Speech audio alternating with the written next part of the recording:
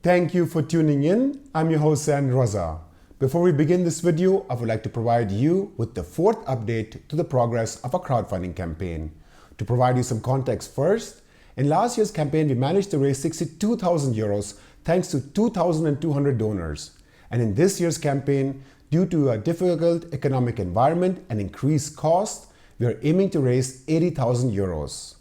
If we do not achieve this target, we will be left with no choice other than to drastically scale back our capacities, or in the worst case, even shut down our YouTube channel. So let's get to the update. As of 2nd January 2026, we've managed to raise 46,000 euros thanks to 1,200 donors. Compared to last year at this stage, we managed to raise 42,000 euros. There are only 10 days left, and with the amount raised so far, we can continue operating until July or August of next year. However, if we reach our target, we'll be able to make it through until next year's crowdfunding campaign. I want to sincerely thank everyone who donated to our campaign so far. At the same time, however, it's important to put the number 1,200 donors into context, which is fewer than the least watched videos on our channel. Our channel was watched 240 times in December alone and has over 165,000 subscribers. If you've not donated so far and are watching our videos, please consider doing so now, even if it's just 1 to 5 euros, or by simply sharing the link to our crowdfunding campaign within your network. There are only 10 days left, and the actions of each and every one of you counts and will determine whether we can continue broadcasting in the coming months ahead. On the screen now, you will see a PayPal QR code appear. If you click on pause and scan it with your phone's camera, you will be able to donate immediately without any hassle. For more detailed information on our crowdfunding campaign, our past work, the challenges and costs that we faced this year, and how you can participate, please see the link in the description of this video. I thank you for your love, generosity, and support. Today, I'll be talking to Jeffrey Sachs about the breaking development in Venezuela. Jeffrey serves as the director for the Center of Sustainable Development at Columbia University, where he holds the institution's highest academic rank. He's also a world-renowned economist, best-selling author, innovative educator, and a global leader in sustainable development. Jeffrey, welcome back to the show. Thank you. Good to be with you. According to multiple news sources, today, on January 3rd, 2026, the United States carried out a large-scale strike on Venezuela with at least 7 explosions and low-flying aircraft reported over Caracas and other regions. And President Donald Trump stated on Truth Social account that U.S. forces had captured Venezuelan President Nicolás Maduro and his wife and flown them out of the country following those military actions. The Venezuelan government has condemned the strikes as military aggression, declared a state of emergency, rejected the legitimacy of the reported operation, and demanded international scrutiny through an emergency UN Security Council meeting. This follows months of escalating pressure from Washington, including a significant military buildup in the Caribbean, repeated strikes on alleged drug smuggling vessels since at least September 2025, and the labeling of elements of the Venezuelan state apparatus as a terrorist organization. Can you comment on the current situation and talk about its significance? Well, the significance is very great because the United States has brazenly attacked another country in the most crude and utter violation of the UN Charter. Basically, the U.S. Under Trump has completely ripped up the UN Charter. It never abided by it very strictly, but now it is completely ripped up any kind of international constraint or binding principles of international law or comity between countries. So this is a very serious event, but it's not a recent event of just the last days or weeks. This is a long-term project of the United States since at least 2002 to bring down a leftist government in Venezuela, a government that the United States doesn't like, starting with Maduro's predecessor, Hugo Chavez, which the U.S., against whom the U.S. attempted a coup in 2002. The coup failed. Chavez kept his power. But this campaign to overthrow the Chavista era has been going on for more than 20 years. Uh, Almost every president has been part of it. Obama used emergency declarations to put sanctions on Venezuela. When Trump came in, he was determined to overthrow the government. There was an interesting dinner of Latin American leaders with President Trump in the first year of his first term, where Trump openly opined about the U.S. should invade Venezuela. By the way, he didn't talk about narco trafficking or anything like that. That's what we would call blah, blah, blah, or just a narrative for what is a regime change operation for other reasons, for the leftism, for the nationalization or strict measures against foreign companies in the energy sector, for the grab of Venezuela's energy reserves, which, after all, are the largest reserves on the planet. So this has been going on for a long time. Incidentally, on that dinner in 2017, two of the presidents that were at that dinner told me about it independently, the same story, and how amazed they were at the crudeness of it. But this campaign, therefore, is a long-term campaign, as U.S. deep state operations tend to be. It didn't end today. The government is still in charge. The United States did not land troops. It just attacked and kidnapped a president, rather stunning, and the first lady. But the regime change operation is not over yet. And the experience of U.S. regime change operations is that U.S. plans almost never work according to U.S. planning. And so we may be in for a lot of turmoil in the days ahead. I think when it comes to Venezuela's call for a UN Security Council meeting, the UN is almost moribund at this point. The U.S. has almost destroyed it. Whether it survives this remains to be seen. The League of Nations did not survive the brazen assaults on peace of the 1930s. And whether the UN survives this depends not on the United States, which is not going to abide by the UN, but on the rest of the world. And if, as typical, Europe bows down to the US and says, "You're so wonderful, thank you for bringing back democracy and peace and all the rest," well, this would be another nail in the coffin of the United Nations itself. Talking about Europe, what stands out just as much as the US military action itself is Europe's response, or lack thereof.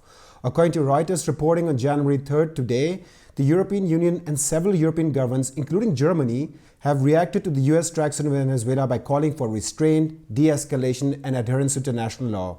However, these statements stop short of explicitly condemning the US bombing or directly challenging Washington's justification for the operation.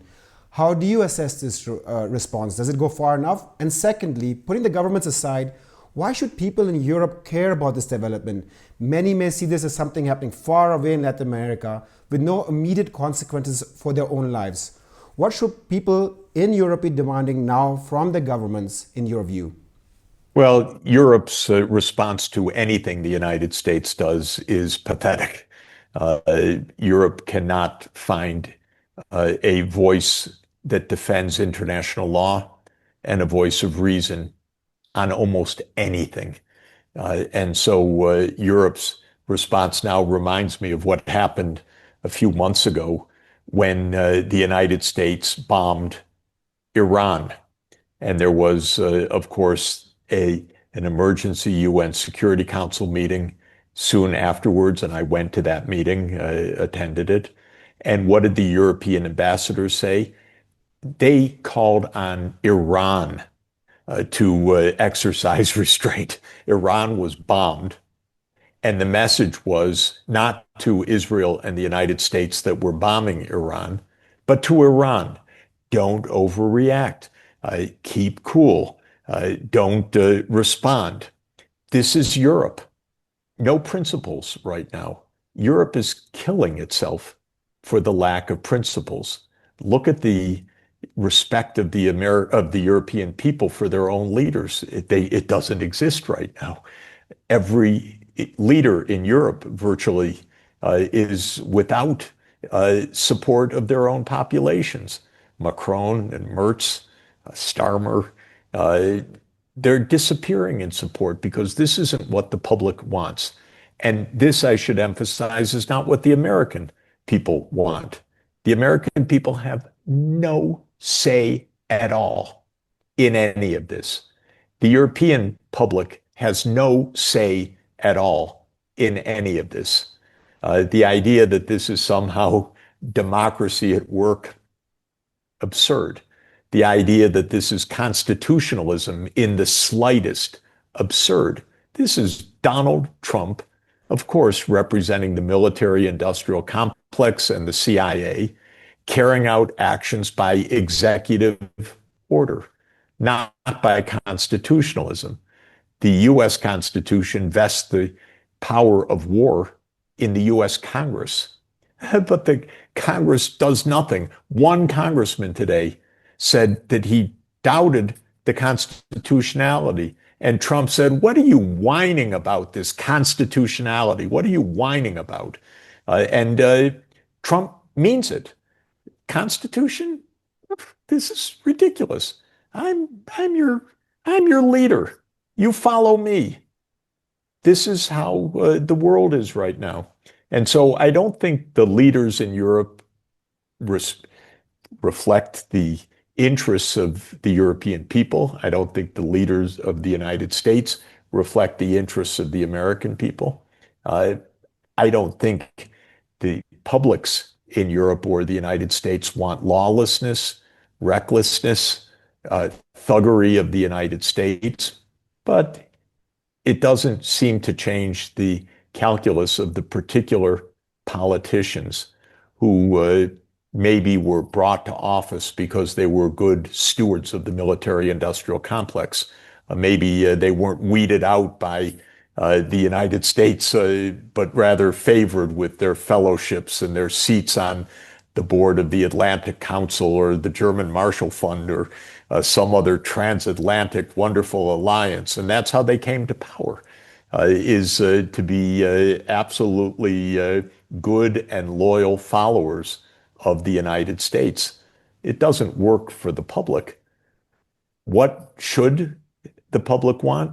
That we avoid World War III, that we avoid lawlessness, that we have a United Nations that functions, that we have a UN charter, that we respect diplomacy, that we actually recognize that diplomacy can work rather than bombing.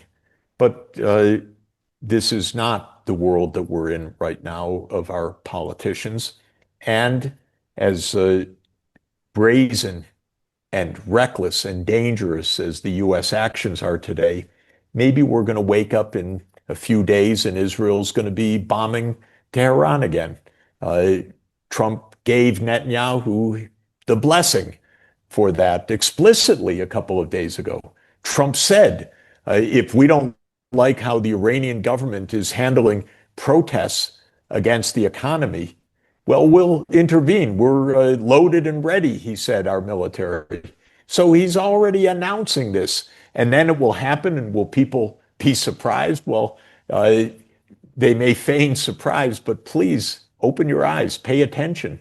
We're in a state of lawlessness where the United States is threatening or intervening, fighting Israel's wars, most likely about to attack Iran, attacking Venezuela, and in the immediate moment, getting away with it at a political level within the ambit of the so-called West, whatever that is. In the media here in Germany, the framing around Venezuela is always that Maduro is an authoritarian dictator. He's suppressing human rights and democracy. They, for example, elevate Maria Machado, the Nobel Peace Prize winner. And for the people that are watching this version, especially the younger folks or people who are just tuning in when they just saw Venezuela on the news and have no idea about this, how would you respond to this media framing that elevates human rights and democracy and puts geopolitics aside? Well, the first thing I would say is that even if the characterization were true, if that is taken as a license for war, we're not going to survive on this planet. If one group of countries says, we don't like your government, we don't like how you operate, therefore we attack you, we will end up all dead in a war. Because the whole purpose of the UN was to move beyond that. It was to say that countries cannot attack each other other than in self-defense or through the mandate of the UN Security Council. That is the reason why the UN was created. If it just becomes a decision by one leader who says, I don't like how the other country is governed, we will have a war of all against all. So even if that characterization were true, it is, to my mind, absolutely wrong-headed to follow it with the idea that therefore this attack is right.